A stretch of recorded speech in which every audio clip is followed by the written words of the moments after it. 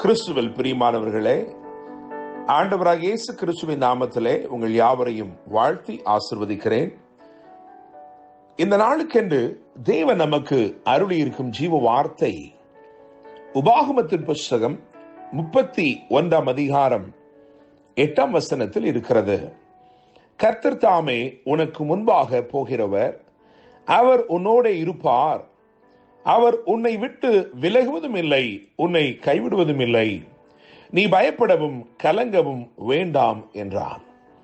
என்னை கேட்கிற தேவனுடைய பிள்ளைகளே, 120 வயது நிரம்பின மோசே யோசுவாவினிடத்திலே கர்த்தருடைய வார்த்தையை இவ்விதமாய் கூறுகிறான். அதைத்தான் நாம் இங்கே வாசித்திருக்கிறோம். என்னை கேட்கிற தேவனுடைய பிள்ளைகளே, நான் நம்புகிறேன், விசுவாசிக்கிறேன், இந்த நாள் கர்த்தர் உங்களுக்கு முன் செல்லும் ஒரு நாளாயிருக்கிறது. இந்த நாள் உங்கள் பாதைகள் எல்லாவற்றையும் ராஜரீக பாதைகளாக தேவன் மாற்றும் ஒரு நாளாக இந்த நாள் இருக்கிறது. கர்த்தர் முன்பாக போகிறவராக இன்னைக்கு வாக்கு கொடுத்திருக்கிறார். முழு வேதத்தையும் வாசித்து பார்க்கும் பொழுது பலருக்கும் கர்த்தர் இப்படி வாக்கு கொடுத்து அவர்களுக்கு முன் சென்று அவர்கள் சூழ்நிலைகளை எல்லாம் ஆச்சரியப்படும் விதமாக மாற்றியிருக்கிறார். அவர்களை ஆசீர்வதித்திருக்கிறார், அவர்களை உயர்த்தி இருக்கிறார்.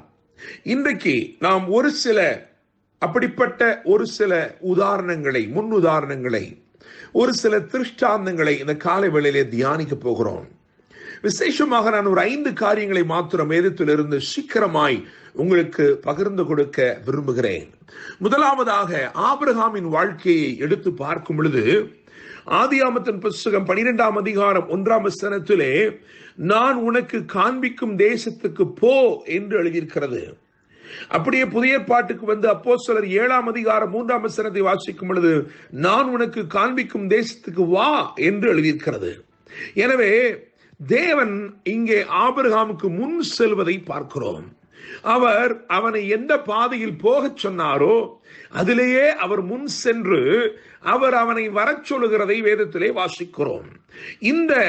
இங்கே சொல்லப்பட்டிருக்கிற ஆபிரகாமுக்கு முன் செல்லுகிற தேவன் எதற்காக முன் சென்றார் என்றால் ஆபிரகாமை ஆசீர்வதிக்கும்படிக்கு, இன்றைக்கும் உங்களை ஆசீர்வதிக்கும்படிக்கு, உங்கள் விசுவாசத்தை வர்த்திக்கும்படிக்கு ஆண்டவர் உங்களுக்காக முன் செல்கிறவராய் இருக்கிறார்.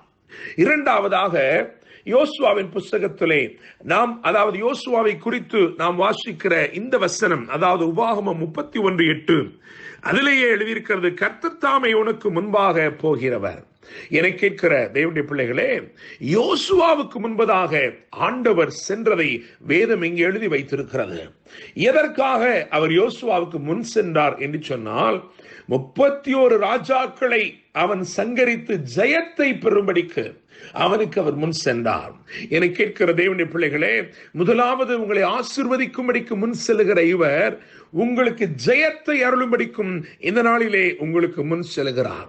மூன்றாவதாக ஏசாயா 45 அதிகாரம் 2 வசனத்தை கவனிக்கும் பொழுது அங்கே கோரேசுக்கு ஒரு வார்த்தை சொல்லுகிறார், நான் உனக்கு முன்னே போய் கோணலானவைகளை செவ்வையாக்குகிறேன் என்று சொல்லுகிறார். என கேட்கிற தேவனுடைய பிள்ளைகளே, எதற்காக அவனுக்கு முன் சென்றார் என்றால் சகலவற்றையும் சீர்படுத்தி சிறப்பாக்கும்படிக்கு முன் சென்றார். அவன் ஒரு ராஜாவாக இருக்கிற போதிலும், அவனுக்கு முன் செல்லுகிற மந்திரிகள் இருந்தாலும், போர் சேவகர் இருந்தாலும், பெரும் மனிதர்கள், தலைவர்கள் இருந்தாலும், அவர்கள் ஒருவராலும் சுவையாக்க கூடாத, அவர்கள் ஒருவராலும் சீர்படுத்த முடியாத, சிறப்பாக்க முடியாத சில காரியங்கள் இருந்தது. எனவே அந்த கோணலை செவ்வையாக்கும்படி ஆண்டவர் முன் சென்றார். இன்னைக்கு உங்கள் வாழ்க்கையிலும் கோணலானவைகளை செவ்வையாக்கும்படிக்கு, அதாவது சீர்திருத்தி உங்களை சிறப்படுத்தும்படிக்கு உங்களுக்கு முன் செல்கிறவராய் இருக்கிறார்.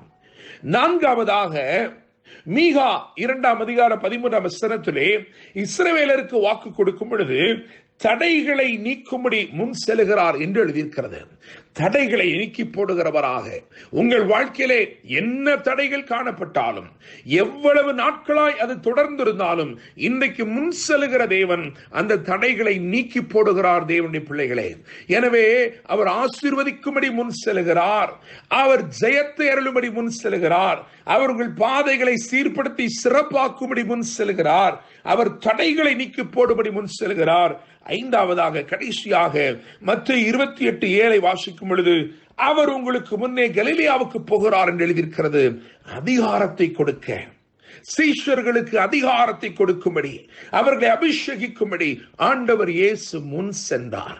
எல்லாவற்றிலும் முன் உதாரணமாய் இருக்கிற அவர், எல்லாவற்றிலும் முதன்மையாய் காணப்படுகிற அவர் முன் சென்றார் அதிகாரங்களை கொடுக்கும்படி. நான் நம்புகிறேன், விசுவாசிக்கிறேன், இந்த நாளிலே அவர் உங்களை ஆசீர்வதிக்கும்படி முன் செல்கிறார். அவர் உங்களுக்கு ஜெயத்தை அருளும்படி முன் செல்கிறார். உங்கள் பாதைகளை சிறப்பாக்கும்படி முன் செல்கிறார். உங்கள் தடைகளை நீக்கி போடும்படி முன் செல்கிறார். உங்களுக்கு அதிகாரத்தை அருளும்படி முன் செல்கிறார். கர்த்தர் தாமே உங்களுக்கு முன்பதாக சென்று உங்களோடு கூடவே இருந்து, வலதுபுறமும் இடதுபுறமும் உங்களை விலக விடாமல் உங்களோடு கூடவே இருந்து உங்களுக்கு அற்புதத்தை செய்து உங்களை வாழ்த்தி ஆசீர்வதிப்பாராக, உங்களை வாழ வைப்பாராக. என்றும் அன்புடன் pastor Daniel Moses. God bless you.